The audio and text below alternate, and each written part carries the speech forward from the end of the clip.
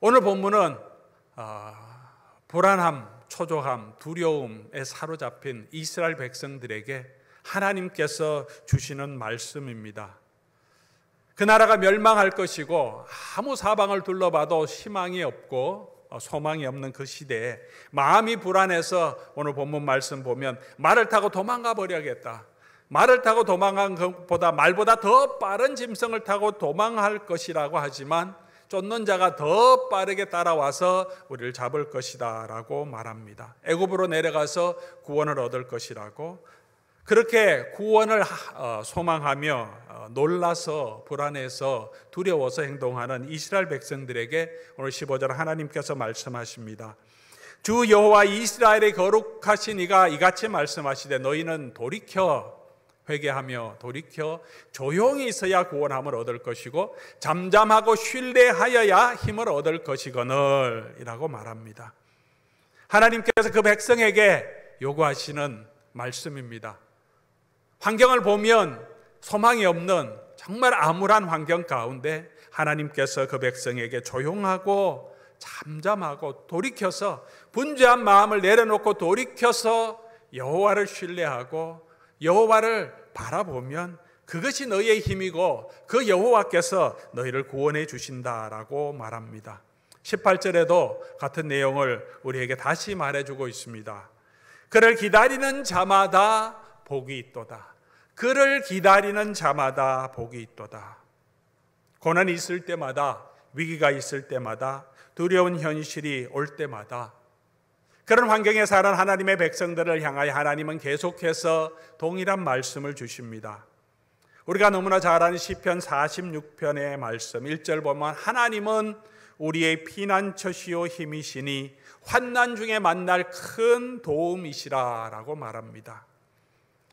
이 찬양은 이스라엘이 포로에서 돌아와서 아직도 세워지지 않는 하나님의 나라, 회복되지 않는 하나님의 나라를 소망하면서 그들이 하나님께 나아와 찬양했던 내용입니다. 하나님이 우리의 피난처고 힘이시고 환난 날을 걸어가는 우리에게 큰 도움이시다.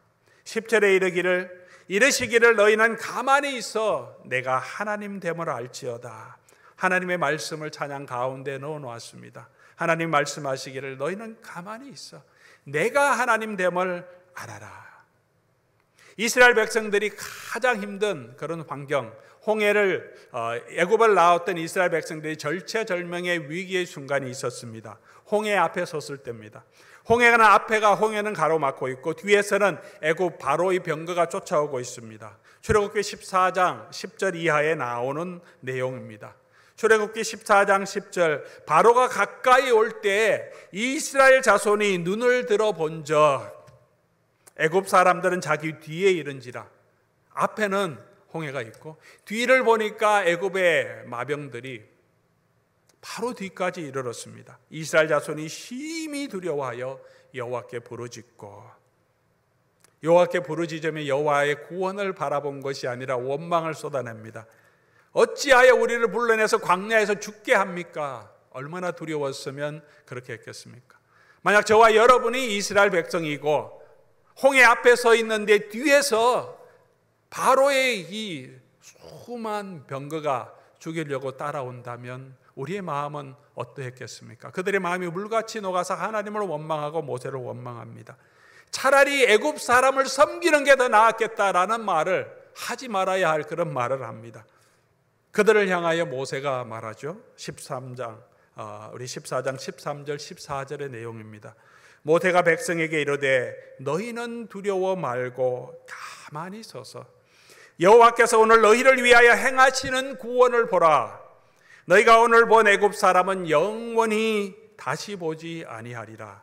여호와께서 너희를 위하여 싸우시리니 너희는 가만히 있을지어다. 오늘 이사야를 통해서 이스라엘 백성에게 주시는 말씀과 동일한 내용을 하나님은 그의 백성들에게 말하고 있습니다. 오도 가도 못하는 피할 길 없는 그런 환경에 있지만 잠잠히 있어 두려워하지 말고 여호와의 구원을 바라보라 라고 하나님은 말씀하십니다.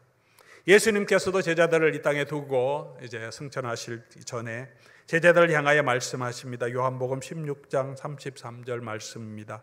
이것을 너희에게 이르는 것은, 마지막 유언적인 말씀입니다.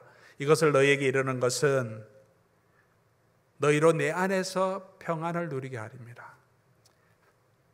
예수님께서 이 땅을 떠나시겠다고 말씀하시자 제자들이 마음에 근심하고 두려워했습니다. 너희는 마음에 근심하지 말라. 하나님 믿으니 또 나를 믿으라고 말씀을 시작하시면서 마지막에 하시는 말씀입니다. 나는 너에게 평안을 누리게 하겠다. 너희가 이 세상에 있으면서 환난을 당할 것이나 담대하라. 내가 세상을 이기었노라. 무슨 말씀하고 계십니까?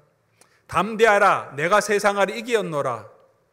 왜 이 말씀을 하십니까? 예수님 지금 승천해서 하늘로 올라가실 텐데, 올라가시지만 예수님께서 그 백성을, 그의 교회를 떠나지 아니하시고 그의 영으로 함께 하시면서 이 세상을 이기시고 마귀를 이기시고 죽음을 이기신 예수님께서 그 교회를 붙들고 지켜주시겠다. 내가 너희와 함께 하겠다. 세상에 이긴 내가 너희와 함께 하기 때문에 평안하라, 잠잠하라 라고 말씀하고 계시는 것입니다.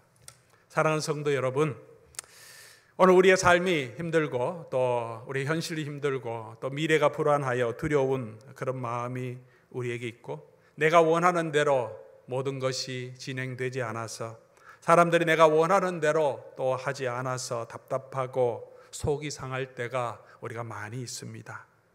그럴 때 우리는 우리의 구원자 되신 하나님을 바라보고 잠잠히 기다리는 저와 여러분 될 수 있기를 바랍니다. 그렇게 해야 합니다. 그런데 그렇게 하기가 쉽지가 않다는 것입니다. 특별히 우리가 어려운 환경에 있을 때는, 이런 이스라엘 백성들처럼 앞뒤가 꽉 막힌 그런 현실에 있으면 잠잠하기가 쉽지 않습니다. 마음이 불안해서 하나님만 바라보기가 쉽지가 않습니다.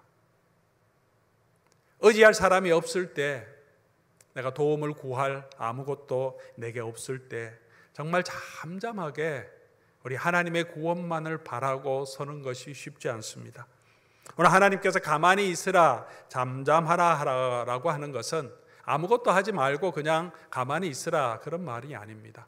이런 불안한 환경 가운데, 적들은 쳐들어와서 이 성은 멸망하려고 하는 그 상황 가운데 가만히 있는 게 얼마나 어려운 일입니까, 여러분? 놀라서 소리 지르고 도와주십시오 하고 도움을 얻기 위해서, 자기를 살기 위해서 뛰어다니는 것은 상식적인 일입니다. 근데 가만히 있어서 하나님이 어떻게 하시는지 보자 하는 것은, 이것은 쉬운 일이 아닙니다. 그냥 아무것도 하지 않는 일이 아닙니다. 환경은 그렇지 않지만, 두려운 환경이지만 내 마음이 계속해서 울렁거리고 마음이 녹아가려고 하는 그런 상황이지만, 그럼에도 불구하고 구원의 하나님을 바라보고 나의 힘을 다하여, 나의 정성을 다하여, 나의 뜻을 다하여 그 하나님께 집중하는 거죠. 가만히 있는 것이 아닙니다. 가만히 있기 위해서 우리는 무엇을 해야 합니까? 어려운 현실, 삶의 위기 가운데서 잠잠히 수고하기, 신뢰하기 위해서 우리가 무엇을 해야 합니까? 우리 마음을 다하여 무엇을 해야 합니까? 오늘 이 말씀을 통하여서, 오늘 본문의 내용을 근거로 해서 우리가 어떻게 잠잠히 주를 바라보고 주를 신뢰하며 우리의 환난 가운데 이겨갈 수 있는지를 함께 살펴보며 은혜를 나누기를 원합니다. 어려운 현실, 삶의 어려운 환경에서도 우리가 잠잠히 주를 신뢰하기 위해서 무엇을 해야 합니까? 먼저는 현실을 인정하고, 내가 처한 현실을 인정하고 받아들여야 합니다. 이스라엘 백성들은 이스라엘 나라가 멸망한다는 사실을 못 받아들였습니다. 하나님이 심판하신다는 그 심판의 내용을 못 받아들입니다. 너희 죄 때문에 하나님이 심판하신다고 하시는데 그것을 받아들이지 않고 어떻게든지 자기 힘으로 구원해 보려고, 인간적인 노력으로 벗어나 보려고 노력하고 있습니다. 제가 아주 감명 깊게 본 영화 중에 하나, 아마 최고의 영화라고 할 수 있겠지만 반지의 제왕이라는 영화가 있습니다. 여러분도 아마 많이 아시고 보셨을 겁니다. 그 중에 아주 인상 깊은 그 등장인물이 있습니다. 골룸이라고 하는, 거의 이 영화의 주인공격인 캐릭터죠. 그는 평범하고 아주 착한 호빗이었습니다. 스미고렐이라는 이름을 가지고 있는 그냥 평범한 사람이었는데 모든 것을 가지고 있을 수 있는 이 절대 반지가 손에 들어오자 그 욕심이 생기니까 그렇게 친한 친구를 살해합니다. 이 반지를 가지고 있으면 있을수록 그가 괴물처럼 그의 몸이 망가지는 것을 알면서도 이 반지를 들고 내 소중한 것, my precious, my precious 하면서 죽어가면서도 괴물로 변하면서도 이 반지 놓지 못하고 있습니다. 그리고 그가 마지막에 죽을 때 그 반지를 파괴할 수 있는 유황 불못에 용암물에 이게 던져지는데 마지막에 우리 주인공 프로도와 막 싸우다가 결국은 그 반지를 빼앗습니다. 빼앗으면서 그 용암물로 떨어지는데 그럼에도 불구하고 그 반지를 손에 들고 떨어지면서 살짝 웃는 모습으로 영화를 연출했습니다. 아마 최고의 장면이 아닐까 저는 개인적으로 그렇게 생각합니다. 인간의 허약함, 인간의 나약함. 내가 소중한 것이라고 붙들고 있는데 그것이 나를 죽이고 그 욕심 때문에 내가 망가져 가고 있음에도 불구하고 놓지 못하고 my precious 하며 죽음의 순간에도 그것을 붙들고 회심의 미소를 지으며 죽어가는 인간. 우리는 그렇게 나약한 인간들이 아닙니까? 지금 내가 그렇게 소중하게 붙들고 있는 그것이 나를 상하게 하기도 하고 그럼에도 불구하고 내가 그것을 놓지 못하고 그냥 계속 붙들고 그냥 그 어려운 삶을 살아가고 있는 그런 연약함도 왜 그러냐 하기보다 인정해야 합니다. 이스라엘의 멸망도 성전이 파괴될 것도 그들이 포로 잡혀갈 것도 그들이 인정해야 합니다. 그들이 죄 때문인 것도 인정해야 합니다. 회피하는 것이 아니라 스스로 살 길을 찾는 것이 아니라 자기 잘못에 대해서 내가 책임지겠다고 알량한 자고존심 세울 것이 아니라 연약함을 인정하고 우리의 죄됨을 인정하고 나의 현실도 인정하고 두 손을 들고 주님 앞으로 나아가야 합니다. 나의 삶의 모든 주권자 되신 주님을 인정하고 그가 허락하신 이 환경도 인정하는 것입니다.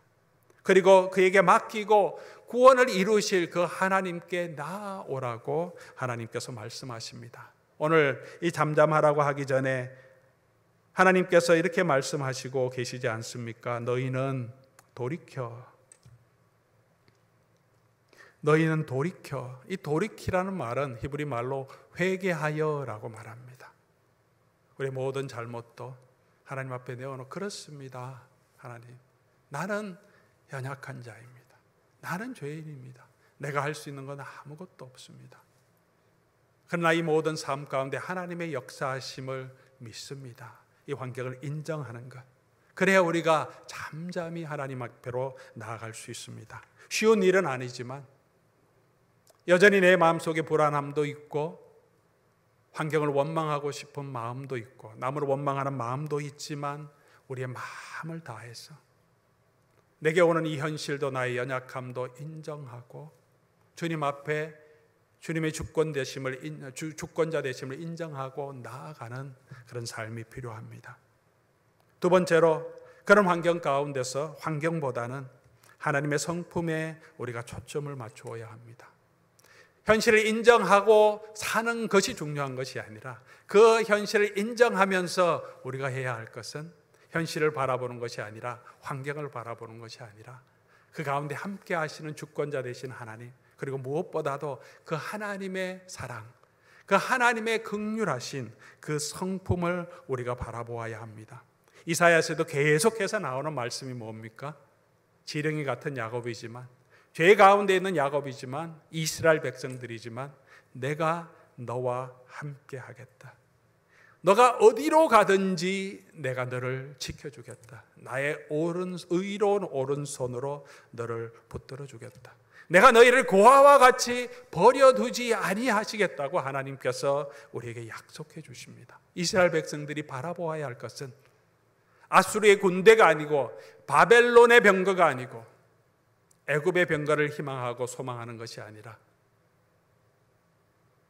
그 백성을 사랑하시고 성실한 마음으로 변치 않는 마음으로 붙들어 주시는 그 하나님의 성실하신 그 사랑을 바라보아야 하는 것입니다. 사도 바울도 성도들을 권면합니다. 고난 가운데 어려움이 있더라도 이 땅에서 우리가 고난과 어려움을 당하지만 이 하늘에 있는 것들, 땅에 있는 그 어떤 것들도, 사망이나 죽음까지도 우리를 그리스도 예수 안에 있는 그 하나님의 사랑에서 끊을 것은 아무것도 없다고 그의 성도들을 권면하고 하나님의 사랑으로 권고하고 있습니다. 아이들이 울 때 울고 또 보챌 때 엄마가 보이지 않으면 그렇게 합니다. 그러나 아무리 울더라도 나갔던 엄마가, 방 밖에 나갔던 엄마가 다시 들어오면 눈을 들어 볼 때 주위에 엄마가 있는 걸 보이면 엄마와 눈빛이 또 마주치면 금방, 그렇게 죽을 것처럼 울던 아이가 금방 울음을 그치고 금방 미소를 짓습니다. 그의 눈에 엄마가 들어왔기 때문이죠. 엄마가 사랑을 베풀어 주는 것을 알기 때문입니다. 이미 받은 그 사랑을 알기 때문에 엄마만 보면 아이는 주변에 뭐가 있어도 편하게 웃을 수 있는 것입니다. 사랑하는 성도 여러분, 우리를 그토록 사랑하시는 그 하나님, 우리 주 예수 그리스도를 고난 가운데 바라보시기 바랍니다. 환경을 바라보면 흔들릴 수밖에 없습니다. 풍랑을 바라보면 빠져갈 수밖에 없습니다. 그러나 그 풍랑 위에 물결을 밟고 오시는 우리 주 예수 그리스도를 바라보면 우리가 믿음 가운데 그 풍랑 위를 걸어갈 수 있을 줄 믿습니다. 우리가 고난이 크면 클수록, 환난이 크면 클수록 우리의 눈을 우리 하나님께, 그 하나님께 집중하고 우리 주 예수 그리스도의 그 성실하심에 집중하여 우리가 가야 할 줄 믿습니다. 세 번째로 우리 미래를 주님의 손에 맡겨야 합니다. 우리가 불안하고 걱정하는 이유가 무엇입니까? 뭐가 잘못될까 봐 그렇죠. 뭐 이런 어려움이 있어도 앞으로 잘 될 것을 내가 알고 어떻게 할 줄 알면 그렇게 불안하지는 않는데 out of control인 거죠. 내 컨트롤 밖에 있고 내가 어떻게 할 수 없는데 이 잘못된 상황이, 어려운 상황이 지속될까 봐, 지금은 괜찮은데 앞으로 어려움이 올까 봐 우리가 마음이 두려운 거죠. 건강에 대한 두려움이 왜 있습니까? 앞으로 내가 암이나 어떤 큰 중병이 걸릴까 봐 그런 거죠. 자녀들의 미래를 왜 걱정합니까? 이 자녀가 제대로 살까? 믿음 생활을 제대로 끝까지 할까? 하나님 앞으로 돌아올까? 결혼을 지금 안 하고 있는데 결혼할까? 정말 좋은 남자를 만날까? 결혼했으면 앞으로 잘 살 수 있을까? 미래에 대한 걱정이 많이 있기 때문입니다. 어떤 결과가 오더라도 우리가 주님께 맡기는 것은 그렇게 쉽지가 않습니다. 내가 원하는 것을 이루어 달라고는 우리가 기도할 수 있지만, 또 기도하고 있지만, 그 결과에 그 기도에 상관없이 어떤 결과가 오더라도 우리 미래를 다 주님에 맡기는 것은 참으로 쉬운 일이 아닙니다. 하나님이 선하시다면, 하나님이 참으로 지혜로우시다면 우리의 기도의 결과까지도 우리의 미래를 주님의 손에 맡겨야 합니다.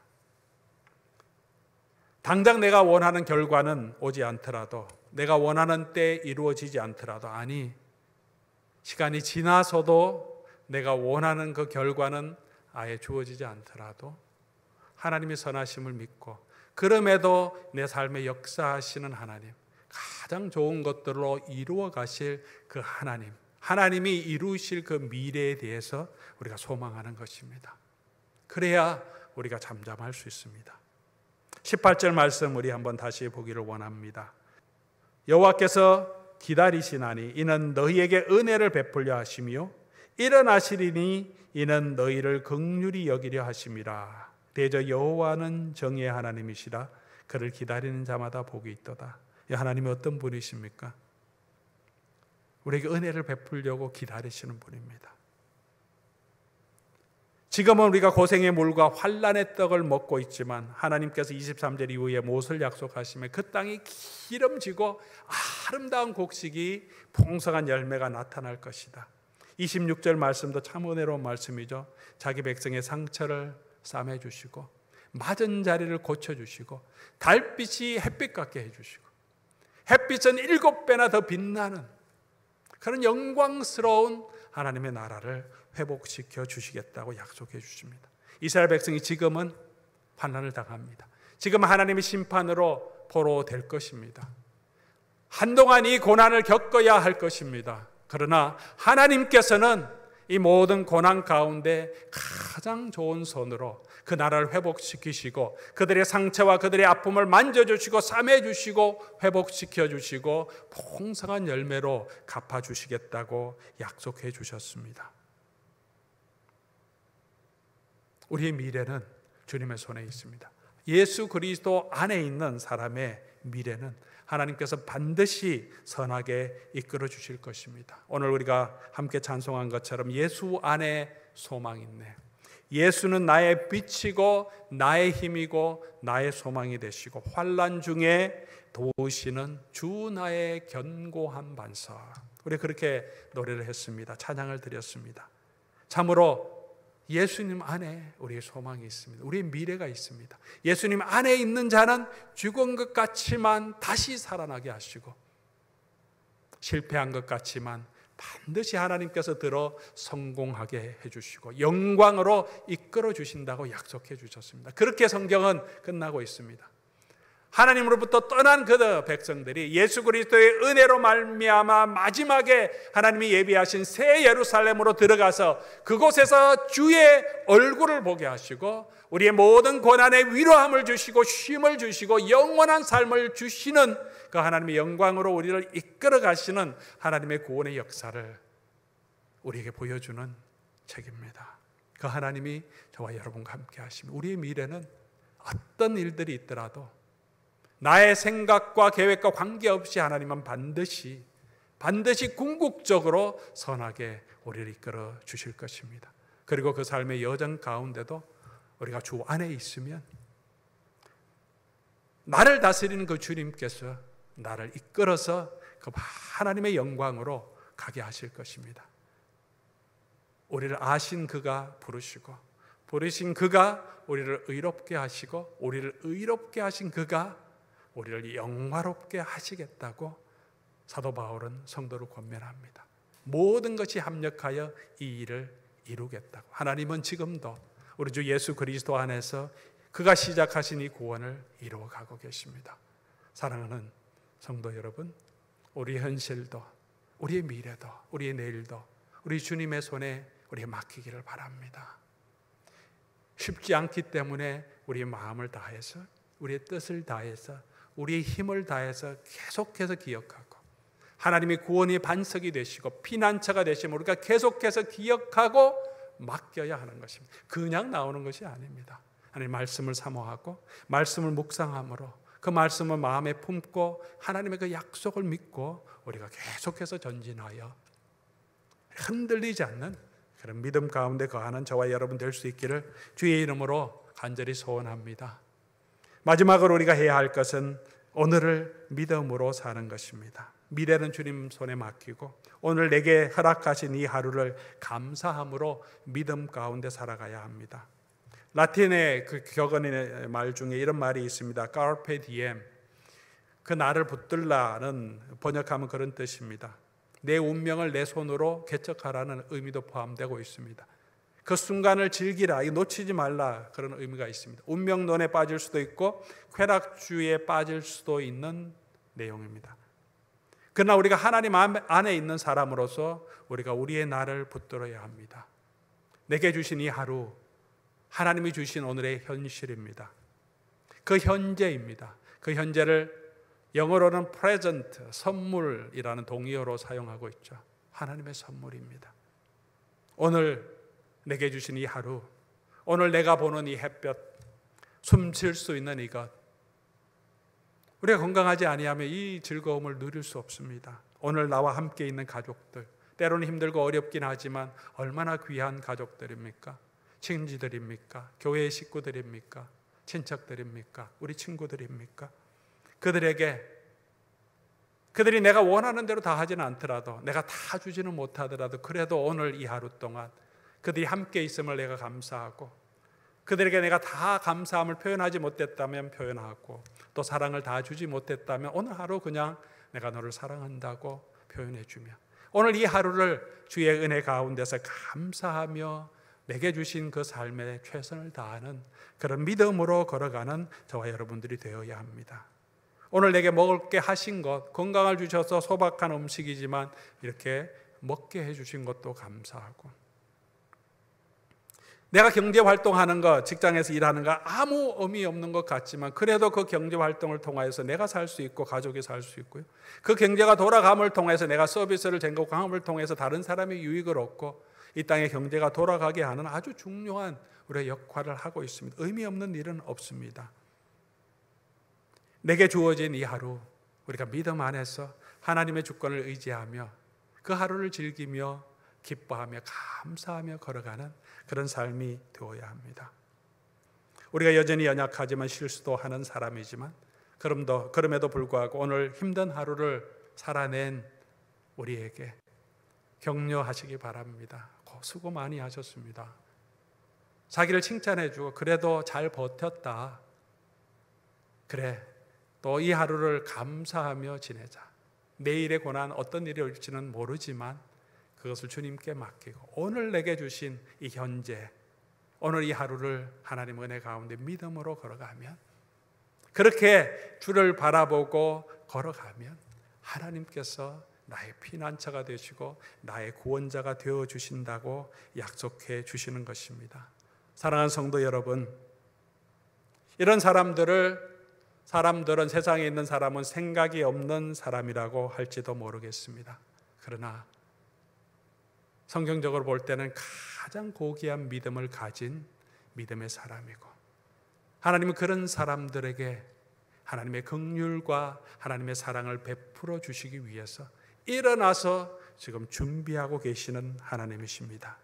그러나 여호와께서 기다리시나니 이는 너희에게 은혜를 베푸려 하시며 일어나시리니 이는 너희를 긍휼히 여기려 하심이라.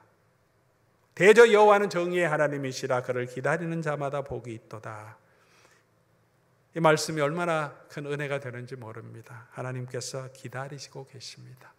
지금도 우리가 돌아서서 환경을 바라보고 낙담하고 낙심하고 자기를 바라보고 좌절하고 사람을 바라보고 원망하는 마음에서 돌아서서 구원의 하나님을 바라보라고 하나님은 지금도 기다리고 계십니다. 우리를 오라고 초청하고 계십니다. 그리고 잠잠히 믿음으로 하나님의 구원을 의지하며 오늘 하루도 그 믿음 가운데 걸어가는 저와 여러분 될 수 있기를 주의 이름으로 간절히 소원합니다.